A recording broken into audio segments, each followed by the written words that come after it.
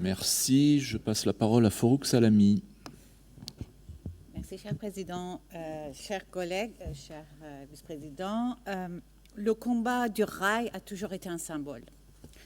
Et assurer une desserte TGV optimale de l'ensemble de la Bretagne jusqu'à 2027 était un objectif qui a toujours fait consensus dans notre hémicycle. Il est aujourd'hui atteint et il faut s'en réjouir.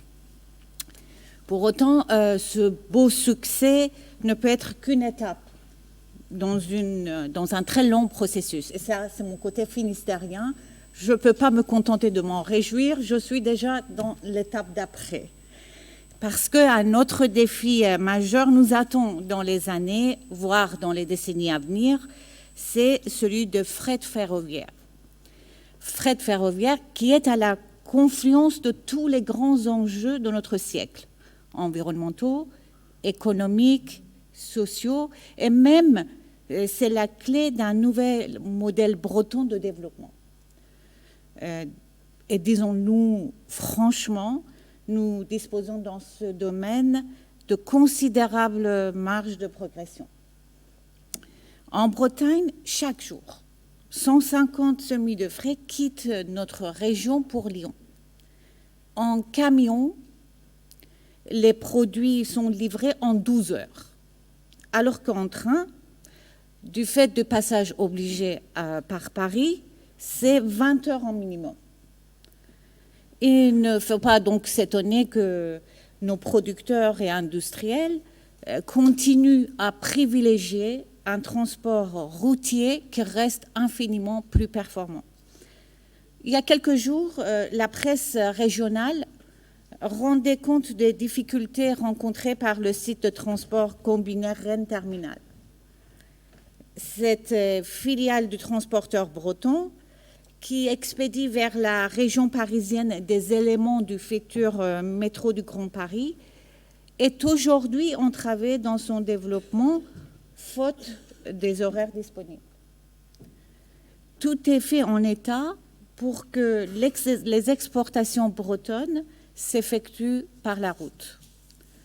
Un modèle qui fragilise nos entrepreneurs sur le plan économique. Il est absurde sur le plan environnemental. Un train est équivalent à 45 poids lourds sur émission de CO2. Et c'est un modèle qui n'est pas non plus à la hauteur de la vocation alimentaire de notre région, une agriculture, comme on l'a dit hier, qui nourrit 25 millions de personnes dans le monde. Et un modèle, enfin, qui vient contrarier cette ambition portuaire dont nous avons fait, avec raison, l'un des axes forts de notre politique. La faiblesse des volumes traités dans les ports bretons s'explique aussi par leur manque de connexion avec les grands pôles européens. Alors donc, la Bretagne paie au prix fort la dépendance à son réseau routier en termes de transport de fret. Pour autant, si cet obstacle est de taille, il n'a rien d'insurmontable et comme toujours, c'est une question de volonté. J'en veux pour preuve un projet qui a récemment été approuvé par le Parlement européen de liaison de fret ferroviaire entre Porto et Vigo connectés au port maritime. Ils ont pour ambition de renforcer la ligne de chemin de fer intérieur entre la Galice et le nord Portugal et il va largement contribuer à réduire le transport par poids lourd et les émissions de gaz à effet de serre.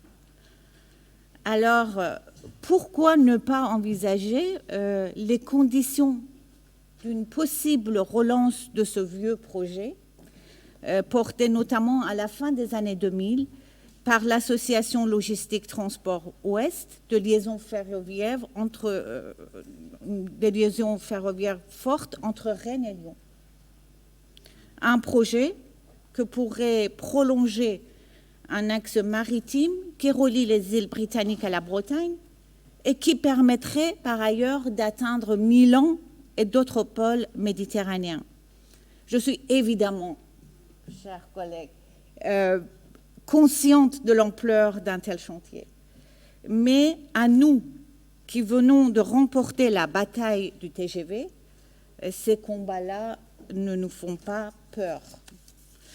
Et il ne tient qu'à nous, on l'a dit souvent, que tous les chemins ne mènent pas à Paris. C'est à nous et à nous seuls de décider la place qui sera la nôtre dans l'Europe et dans le monde de demain. Merci beaucoup. Merci beaucoup. La parole à Gérard Lallec pour répondre.